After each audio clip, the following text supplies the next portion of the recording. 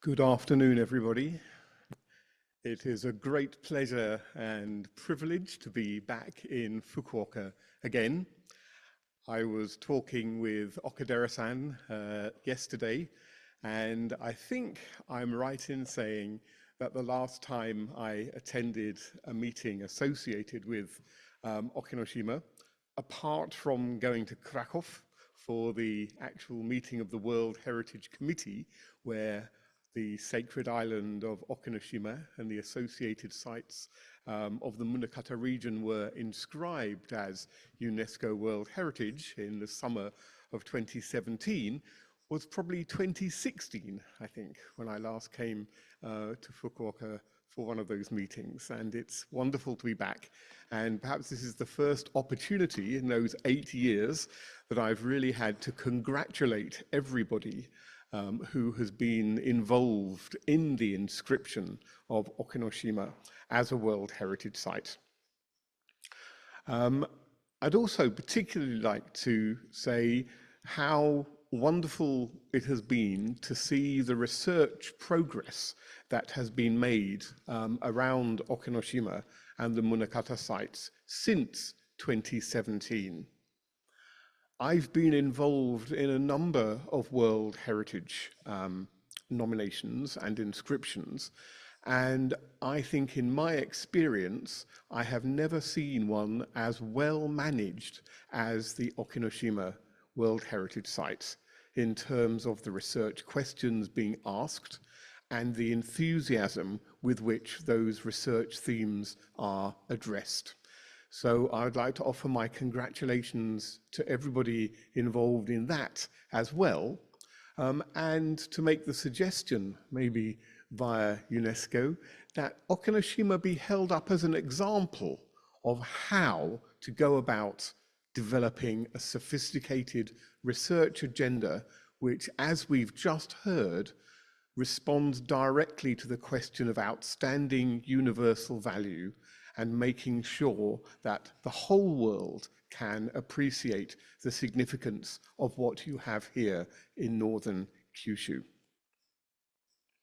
I would like to thank everybody on the World Heritage Committee, but perhaps in particular I want to offer my thanks to Okidera Miki, because ever since I was first involved in the World Heritage nomination, which I think was about 2006, I've been treated very kindly as somebody who really knows very little about this period of Japanese history.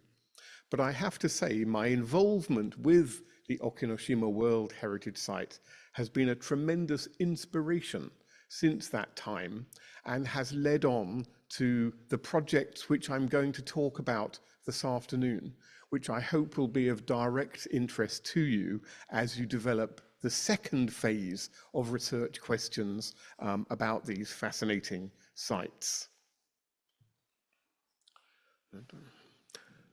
While I'm speaking, I'm going to circulate 3 small volumes.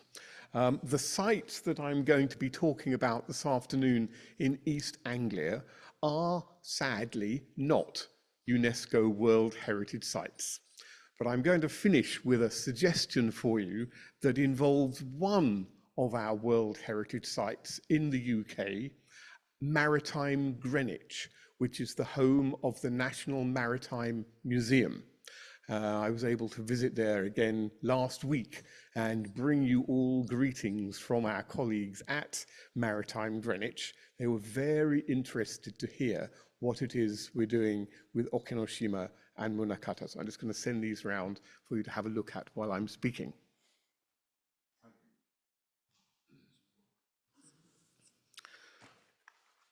Perhaps we could dip the lights just a little bit so we can see the screen nice and clearly. As I said, I've been greatly inspired by my work on Okinoshima and the associated sites of the Munakata region. We had hoped to hold a major exhibition at my university art museum, the Sainsbury Centre in Norwich, which we were going to call Nara to Norwich. art and belief at the ends of the Silk Roads. And this was directly inspired by the international comparative research which I was invited to undertake on behalf of the nomination to World Heritage status. That exhibition was planned for spring 2021, but of course we all know what happened in between. Unfortunately, it fell victim to the corona pandemic. However, we were able to create an online exhibition, and this is the opening page of that exhibition, which we finally completed just this autumn. So if you visit www.naratonorwich.org, you can see what we've been up to. I'm going to focus in on just one aspect of the research that we've been undertaking as part of this research and exhibition project, which has been, I have to say, very generously sponsored from the outset by the Toshiba International Foundation, who I want to thank very much for their continuing support. So our exhibition idea began here at the Sainsbury Centre for Visual Arts at the University of East Anglia. And this art gallery, the University Art Gallery, has a history going back about 50 years, and the main collections comprise artworks acquired by Sir Robert and Lady Lisa Sainsbury, which were given to the university as I say, about 50 years ago. These artworks include some wonderful Shinto pieces. They also include some very intriguing ancient Buddhist pieces, including, in particular, on the right of the screen, the small bodhisattva head, which, according to the museum's archives, is considered to date to the Hakuho period, or that's the art historical term used in the West for the final part of the Kofun period in Japan. And I was intrigued by this piece and thought it was time to do a little research to put it in context. And that research took me to Horyuji and to the wonderful displays there of the Buddha figures that were brought from Horyuji to Ueno Park in the late 19th century, at a time when the fortunes of Buddhism were not as good as they are perhaps now. When we sat down to create our exhibition, which we called, as I say, Art and Belief at the Ends of the Silk Roads, we had a number of themes. We wanted to understand the origins of the religions of the Silk Roads, and in particular, we were interested in looking at the origins of Buddhism in the Korean Peninsula and in the Japanese archipelago, and the relationship between Buddhism and early forms of Shinto. And we wanted to set that in an explicitly comparative framework, looking at the origins of Christianity around the North Sea, at the other end of Eurasia. The themes that we came up with that we wanted to construct our exhibition around were things such as the journey, looking at notions and representations of travelers, whether they be on camels or on ships, and ideas around navigation. We wanted to look at the spread of belief and the early narratives and expressions of conversion. We wanted to understand the impact that these new world religions had on the way that people led their lives. In particular, the development of formal clergies, notions of worship, monasticism, and the relationship between those and political and social power and patronage.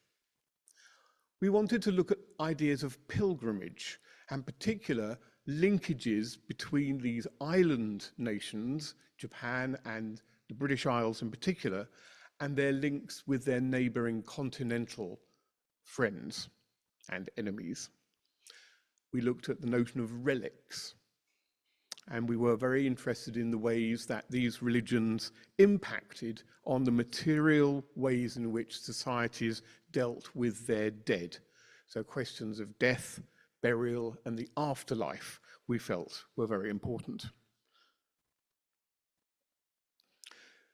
All of this gave rise to a special publication earlier this year, The Historian, where we invited 10 of our researchers to contribute pieces to looking at the Silk Roads and to try and reassess our understanding of the notion of the Silk Roads.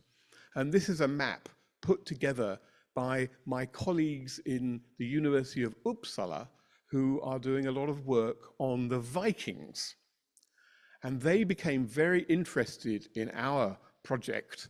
And indeed, we are now working with a major new Viking initiative funded by the Swedish government called the World in the Viking Age, which launched this September, and over the next 5 years will be investigating the ways in which the Vikings interacted with societies across Asia in particular. They're very interested in understanding the role of the Vikings in the East.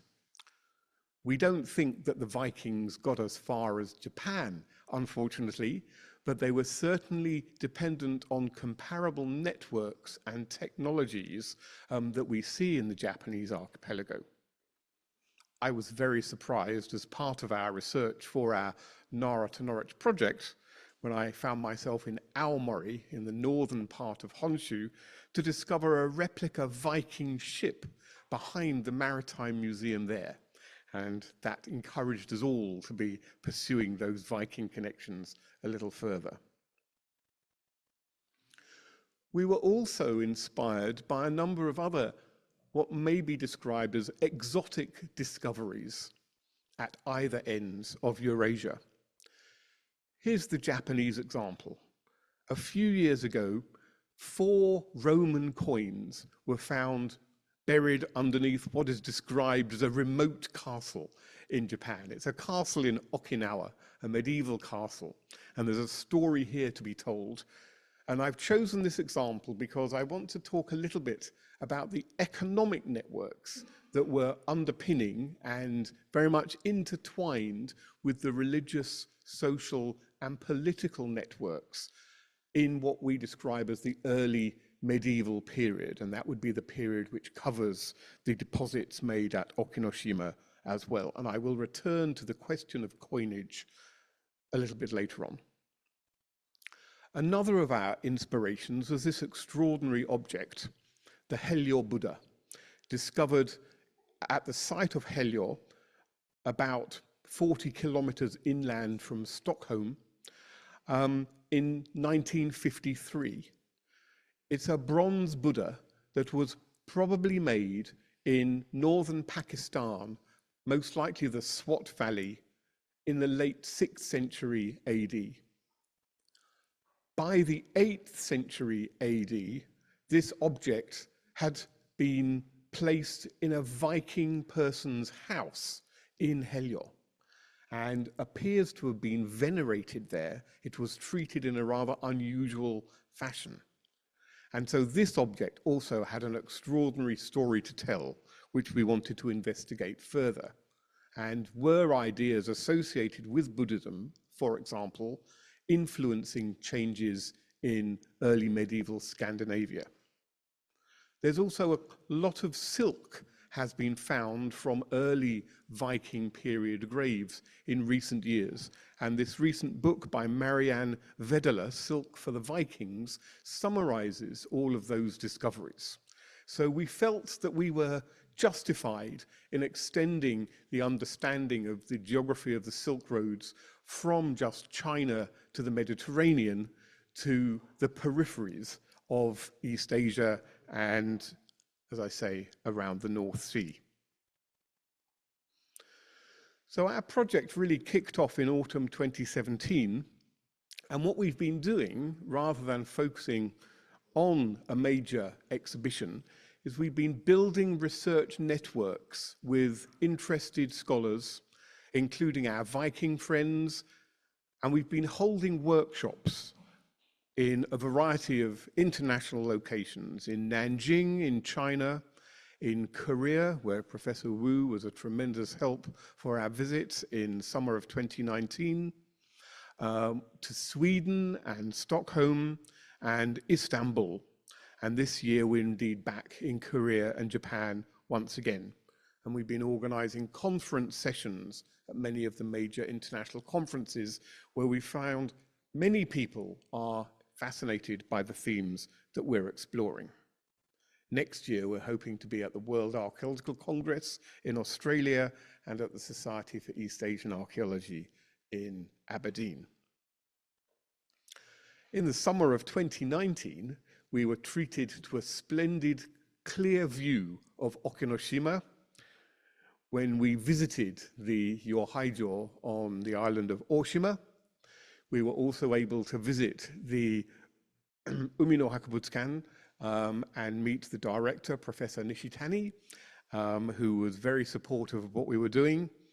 And we were also greatly honored to have lunch with the head priest of Munakata Grand Shrine, priest Ashizu, with whom we had many interesting conversations about the importance of maritime connections. The point I want to make here is that the individuals you see in this photograph are specialists on the Vikings, on the Anglo-Saxons, and on the Central Asian Silk Roads.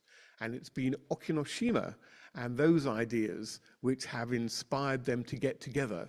And their main comment to me is, why didn't we know more about this before? So again, a huge thank you to everybody who has been involved in promoting Okinoshima more widely. Now, what I would like to do, while we have been working on our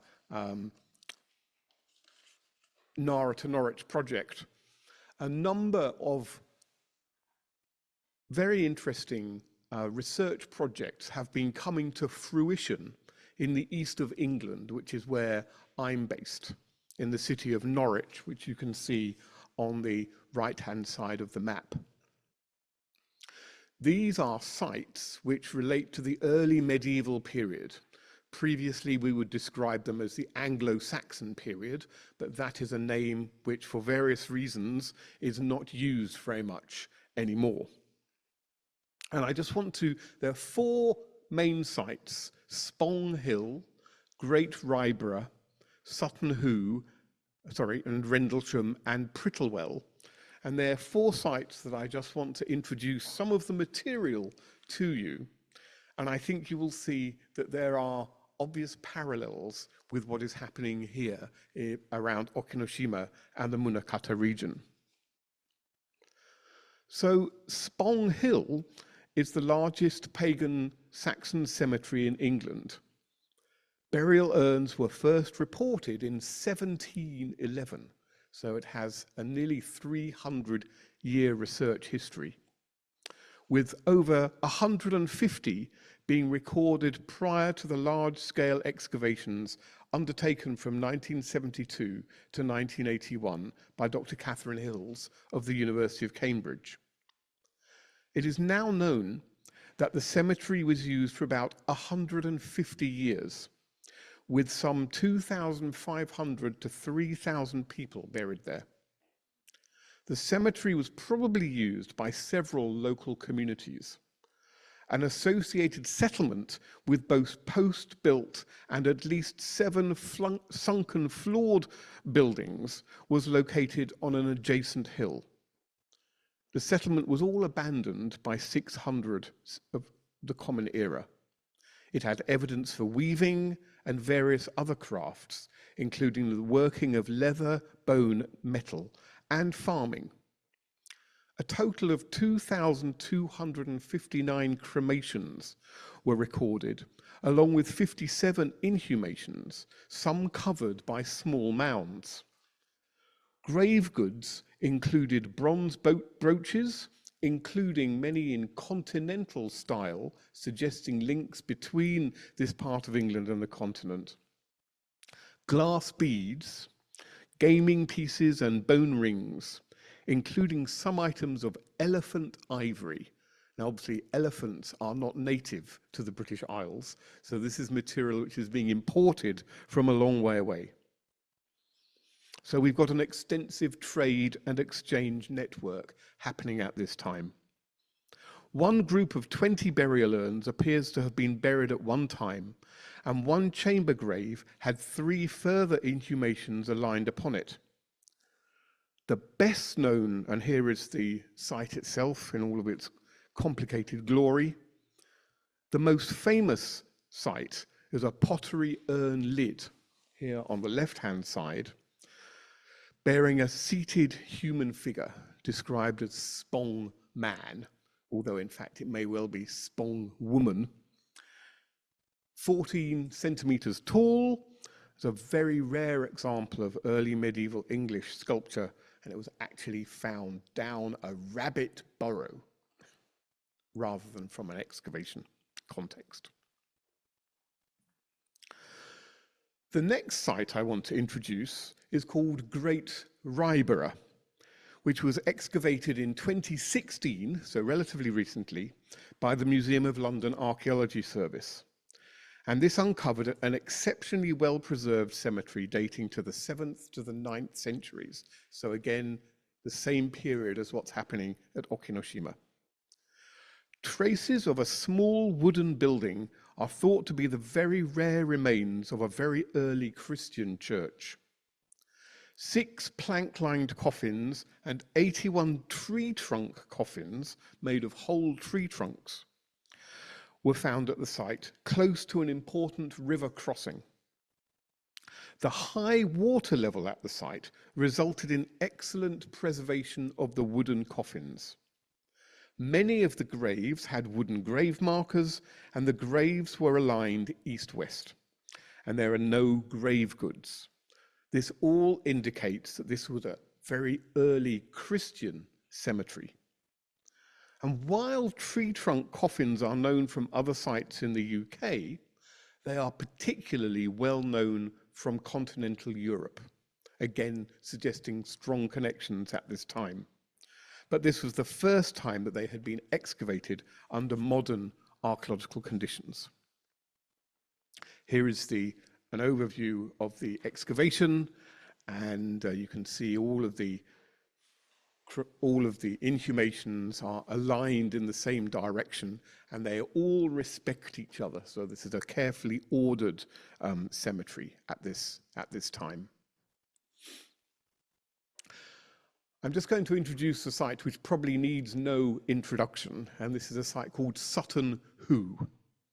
And it's a late 6th century, early 7th century royal burial. We describe it as a royal burial, probably an Anglo-Saxon king. We think we know who that king is, and full of treasure. Any of you who have been to the British Museum and seen the Sutton Hoo collections on display there will, I'm sure, have been impressed by their quality. Here are just 2 examples. A purse, a leather purse with this exquisite purse lid made of gold and garnet. Garnet probably brought from Sri Lanka or somewhere else in South Asia. And inside was this collection of gold coins and ingots, including Frankish gold coins from the Kingdom of Charlemagne in France. So at this point, this royal burial is very much connected with international economic networks, and coinage is being highly valued. The burial mounds at Sutton Hoo today are still a very impressive sight in the ownership of the National Trust. The thing that perhaps is most famous about Sutton Hoo is that all of this treasure and the remains of the king were placed in a ship, and this ship was then covered by a large burial mound. This story was recently retold in the popular movie The Dig, featuring Ralph Fiennes and a number of other wonderful British actors. But the materials from Sutton Hoo are undeniably remarkable and speak of the very wide networks at which this king was part, including the helmet, which is very similar to examples that we know from Uppsala in Sweden, remarkable silver plate and silver spoons, which probably originated in the Eastern Mediterranean, and large quantities of gold and garnet jewelry. Now, until relatively recently, we didn't have a clear idea of who was buried in the burial mound at Sutton Hoo. But in recent years, and for me, one of the most interesting recent projects we've been involved in, community excavations, rather than being run by professional archaeologists, community excavations and metal detecting have resulted in the discovery of an exceptional early medieval royal centre at a place called Rendlesham, 8 kilometres north of the famous royal burial ground of Sutton Hoo. The site has produced evidence for the economic networks which bound East Anglia to continental Europe and beyond, and as the most probable site of the conversion of the Saxon king Redwald, who we think may actually be buried in that ship at Sutton Hoo. He died around 625, described by Bede in his History of Christianity in the English People. Rendlesham is also deeply implicated in the process of changing beliefs from pagan or pre-Christian to Christian. The settlement, thought to have a permanent population of about 200, covered about 50 hectares, including a 12 to 15 hectare ditch-enclosed elite compound with a possible 1400-year-old temple or cult house, and a number of great halls, large buildings. It is thought that the king would visit on a regular basis when markets and other activities took place and the population greatly increased on a temporary basis. Over 100,000 objects were recovered through metal detecting. This site is completely transforming our understanding of early royal centres. We used to think that the nearby town of Ipswich was the main economic centre in the 7th century, and here are some plans showing how that town changed through the early medieval period from the 7th to the 15th centuries. And there's been a lot of work done on Ipswich and the Saxon period there. But Rendlesham has always played an important part in the archaeological imagination of this part of England. In the 8th century, Bede, a monk at the Northumbrian monastery of Jarrow in the north of England, wrote his History of the English People, of the history of the English church and people. And he talks about a king called Swithelm, king of the East Saxons, being baptized, becoming a Christian at a settlement called Rendlesham. And this happened sometime between 665 and 664, so a very precise date from one of these records. There's a lot more known about Swithelm. We know who he was related to, we know who baptized him, we know where he was baptized, and we know that Rendlesham was the place where King Redwald was in charge, and it's King Redwald who is probably buried at Sutton Hoo. So, what do we have there? This is a little bit of English countryside. I think we have some specialists in landscape with us today, and this is an amazing bit of landscape archaeology that has been going on. And you can see the extent of the royal compound, which was marked by a perimeter ditch, as I say, about 12 to 15 hectares. And excavations in the last 3 years have demonstrated the presence of a great hall, a cult house. The English word cult is often used for pre-Christian. It has a different nuance, I think, to the way that cult is used in Japan these days for modern new religions. And also extensive areas of craft working, in particular metalworking. And here are a couple of close-ups of the Great Hall and that cult house. This remarkable report, Lordship and Landscape in East Anglia, was published last week, 450 pages long. You can download it for free, and I would definitely recommend it. I think in terms of the work that's going on here at Okinoshima, there would be a lot of interest here. And edited by one of our Nara to Norwich colleagues, Professor Chris Scull, who came with us to visit the Munakata region in 2019. Here's a reconstruction of what that royal hall would have looked like. But for me, the interesting thing here, and I wonder if there are any parallels with Japan, is that the king did not live here all year round. It was a peripatetic kingship.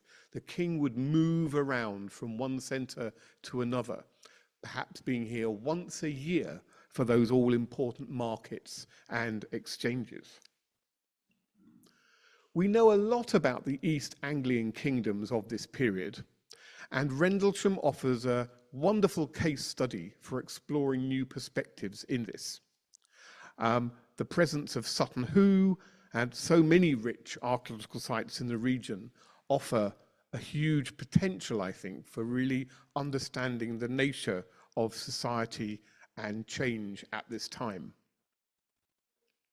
But I particularly want to focus on this notion of the role of metal detectorists, because I know that in Japan, metal detecting is not encouraged, to say the least. In the UK, it's possibly one of the most popular hobbies, especially amongst men, who will spend their weekends with their metal detectors out in the countryside, in agricultural fields, with the permission of the landowners, in areas where archaeologists don't tend to work. And that is because in Britain, as in Japan, most archaeology is done as part of the development process. Where there's no development, there's no archaeological excavation. But we know that the biggest impact on the archaeological record in the rural areas of England are modern agricultural techniques. Ploughing every year, deep ploughing every few years, we know is destroying much of our archaeological record. The only people who are recording this are metal detectorists. The reason they are there is because high-profile discoveries of treasure often hit the news. And in the new UK legal system, these treasures will be valued, and the discoverer can share the prize, if you like, with the landowner, and they will get a financial reward for reporting what they have discovered through a scheme which is administered through the British Museum. When I was a practicing archaeologist, we used to tut-tut about metal detectorists and complain about what they were doing. But that has completely changed as we realize the importance of the information that metal detectorists are giving. Here is a plot of a map of Rendlesham showing the distribution of finds collected through metal detecting over a 30-year period. The finds are one thing. The other thing is that this is all private property, so academics cannot access it without the permission of the landowner. And because Rendlesham is a famous name, the landowner is very cautious about allowing academics access to it. But the metal detectorists developed a very good working relationship with that landowner, and it was through the metal detectorists that academics and the community archaeology project was able to happen. This is a plot. On the right-hand side, you have the red dots at the bottom. This shows what happened to one hoard of coins as a result of agricultural techniques. First, the hoard was deposited in the 7th century, and over the following 1,000 years, the coins were gradually spread over the whole of the field. But it's not only coins. There is extensive evidence at this site for high status metalworking, from pins to buckles and gold belt fittings to brooches. And as a result of the ongoing community archaeology work, we now have very good understanding of the technologies that were being used. And these are technologies that were shared across much of continental Europe. We have some very fine horse trappings, and we know that horses were clearly important to the elites at this time, as well as a number of brooches and buckles, which are also some of the most important diagnostic artifacts for early medieval archaeology. And we also have hoards, collections of metal, which were being used by people making jewelry. And so we know that jewelry was also being made at this site. And we have some very fine jewelry fragments, including these gold and garnet beads, which are very similar to what we saw at Sutton Hoo. And again, we have a lot of work going on to understand the industrial processes and the organization of production at this time. All of these images, by the way, are taken from the report, the recent report on the Lord and Landship project, and I would very much recommend take a look at that. And coins. We have a large number of coins, many of which are, again, from the continent. Some of them are being used as coins, but then some of them are being transformed into ornaments, into rings, into earrings. And so we have a sort of a multiplicity of uses for coinage at this time. And one of the areas that we want to be exploring in the next phases of our own research is the way in which coinage becomes a very important part of the material world at either ends of the Silk Roads. These two maps demonstrate the range of places from which these coins are coming, from across France and the Low Countries into East Anglia. My last site is called Prittlewell.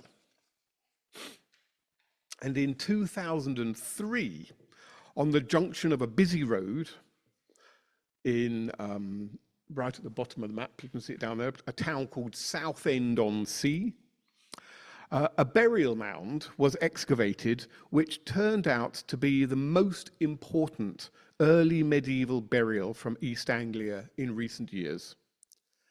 Prittlewell is on the edge of the coastal city of Southend-on-Sea, and the remains of a large rectangular wooden burial chamber contain traces of an impressive wooden coffin made of ash, complete with high-status iron fittings. It was about 2.25 meters long and originally weighed about 160 kilograms.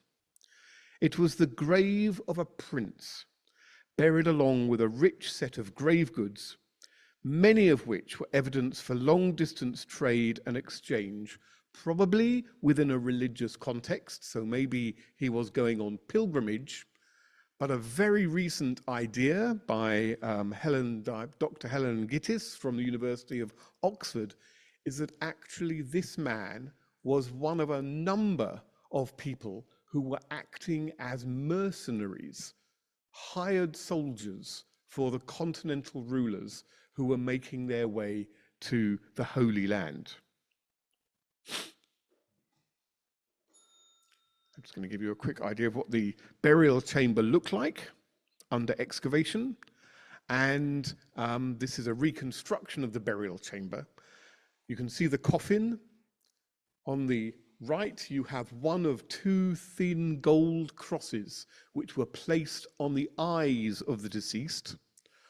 On the left, you have the gold buckles which show the high status. There are many, many wonderful objects. You can see them all online. The most significant for me is this copper alloy flagon or pitcher from the Eastern Mediterranean, which probably comes from a town in Syria, which was the pilgrimage spot for Saint Sergius, the patron saint of soldiers, and it found its way back to this burial. From other sites, we have other evidence of the importance of new incoming religions. These fine crosses are represented in that way. I'm just going to finish off with a few slides about some of our work this year, where we've been trying to bring a little flavor of Nara to Norwich, involving priests from Hasadera, the temple in Nara established in the 7th century. They brought with them the largest scroll painting in Japan, or at least a digital replica, which we displayed in the City Library in Norwich this May as part of our 25th anniversary celebrations. At the same time, we were able to bring objects, replica objects from Okinoshima, and put them on display in Norwich Cathedral. Our priests, the objects from Okinoshima, Professor Rambelli playing the shore, it all created an extraordinary week of activities in Norwich, which I don't think anybody will ever forget. Our priests will never forget eating fish and chips by the seaside and sitting in the Lord Mayor's chair in the council chamber of Norwich City Council. The visit was accompanied by an exhibition, our Nara to Norwich exhibition, a poster exhibition, and we think that some 10,000 people came to see the exhibition and hear the priests singing their oshomyo, their chanting of the Buddhist sutras, in the 1 week that the exhibition was on. And Okadera-san was able to come and join us for our international symposium as well. Currently, there is an exhibition at the British Museum on the theme of the Silk Roads. And we were delighted that our colleagues at the British Museum were inspired by our own Nara to Norwich project. So they started their exhibition in Nara. They included the Helio Buddha. And their exhibition closes with Sutton Hoo and Prittlewell, the ideas that we had been developing all through our project.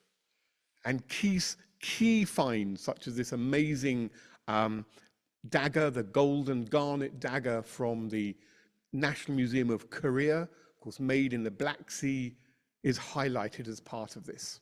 This was one of the objects that my Anglo-Saxon colleagues told me when we were in the National Museum in Seoul. Why didn't I already know about this? In the middle, you can see as part of the exhibit a small glass bowl of Sasanian glass, exactly the same as the kind of glass bowl recovered from Okinoshima.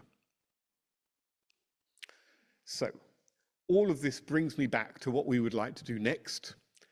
From a British perspective, we would love to revisit Okinoshima and its outstanding universal value, drawing on much of the recent research which has been done around sacred heritage in Japan, the role of the sea and heritage, looking at ideas of how sacred heritage played such an important role in this formative period in East Asia, as well as around the North Sea, and exploring concepts such as thin places, places where the boundary between this world and the other world seems to become particularly thin. Places like Okinoshima, places like Rendlesham. And we also want to try and understand how world religions such as Buddhism and Christianity impacted on those local belief systems, as we have here in Okinoshima, and as you find those connections between Christianity and paganism in East Anglia and around the North Sea as well.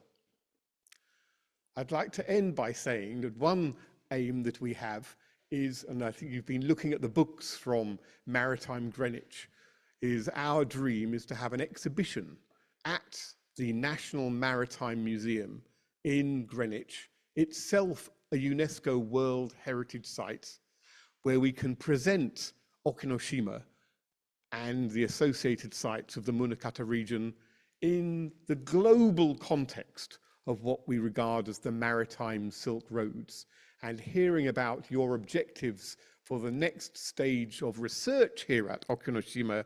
I very much look forward to being able to continue to work with you all as we realize this dream. Thank you very much indeed.